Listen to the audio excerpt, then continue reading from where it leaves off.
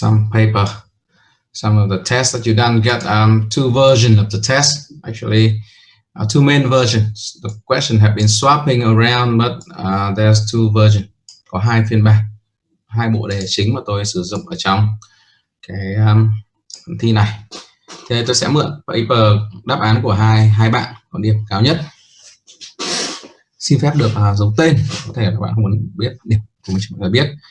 Thì một đề thì có một điểm, có 6 bạn làm chung cái đề này, 6 bạn làm chung, và điểm cao nhất của cái nhóm đề này là 20/30. Đây là phần điểm cao nhất.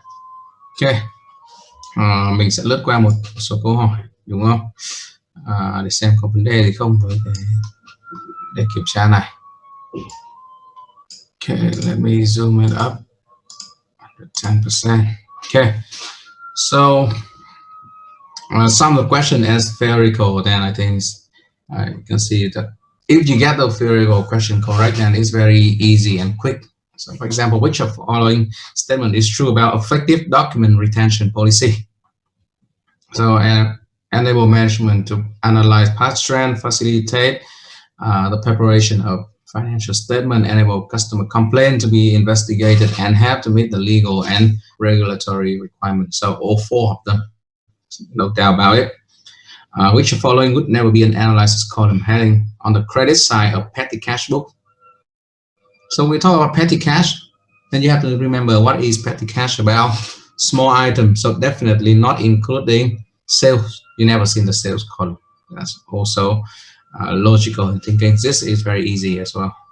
Assets, liability, capital, definitely statement of financial position. The same for which following document are required to retain. So we have invoice, we have bank statement, record of employees pay and deduction, and finally employees email. So that I think those questions we already done in practice as well. So you can see some of them actually repeated, and in this case employee email is the one that not necessarily have to be retained. Next one is about calculating cash. Very simple. You have money at the beginning of the day, which means the end of yesterday, end of the current day, total receipt, asking how much will be bank for today. Rõ ràng có đầu ngày đúng không, có cuối ngày, có tổng tiền thu về, thì cái phần còn lại, phần bị thiếu chính là cái phần mà mình sẽ gì nhỉ, mình sẽ đưa vào đâu nhỉ, đưa vào ngân hàng thôi đúng không? Okay, so next one, we found something wrong in this case. Which following statement is true in relation to bank reconciliation? So first, reconciliation is only necessary to correct error. No, that's not necessary. Not all the time you see the errors. It could be just a different in timing. Mình vẫn nói đúng không? Cái thời gian ngân hàng họ cập nhật có thể sẽ chậm hơn cái thời gian mà cái cash book của mình cập nhật chẳng hạn. Và ngược lại, dẫn đến cái việc là gì? Nó sẽ có sự khác biệt chứ không phải lúc nào cũng là lỗi. So reconciliation does not necessarily been used to correct the error. So number one, definitely not correct answers. Bank reconciliation incorporate adjustment for credit and debit note, definitely not.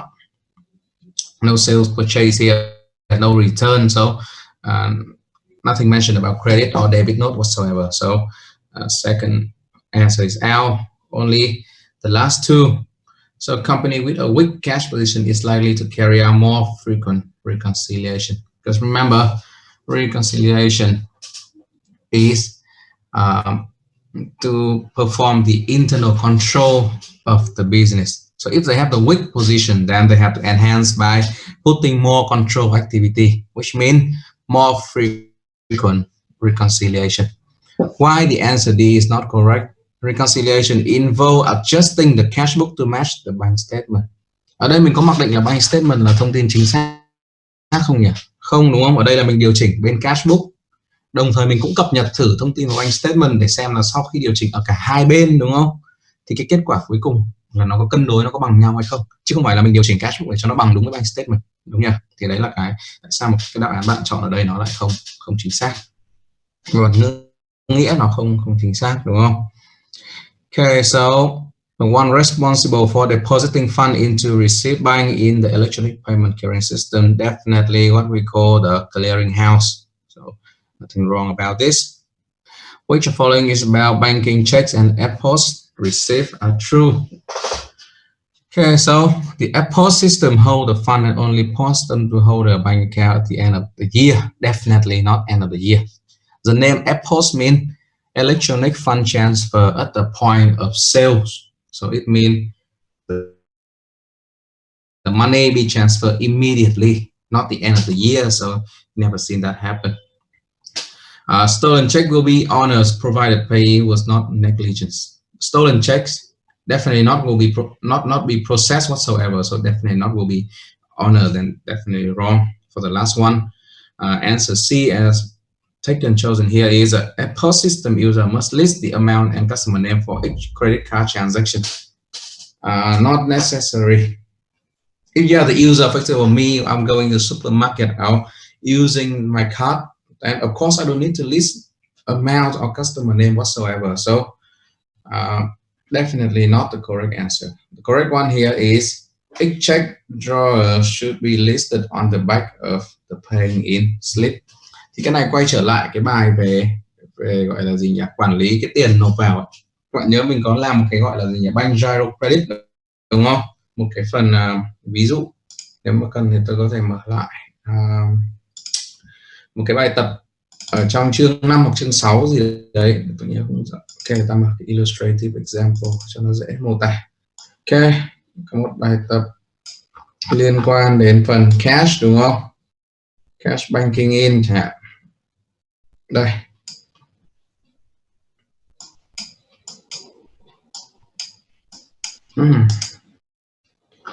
ok, paying in slip đúng không, complete the paying in slip, accounted for whatsoever. So we have one side is listed all the money that you want to put in the bank, and another side with detail of checks and everything. So that's what they require to do. If you want to deposit some checks, you have to list all the checks out in the paying in slip. Cái tờ này sẽ gồm hai mặt đúng không, mặt trái mặt phải. Đây chính là cái phần mà mình đã làm. Thì rõ ràng ở đây đáp án đúng phải là gì nhỉ? Extract draw should be listed on the back of paying in slip. That's correct. Okay, next one. What is often true of direct debit? Direct debit definitely use paying some utility. I think this question we done already as well. So I don't think I need to explain that again.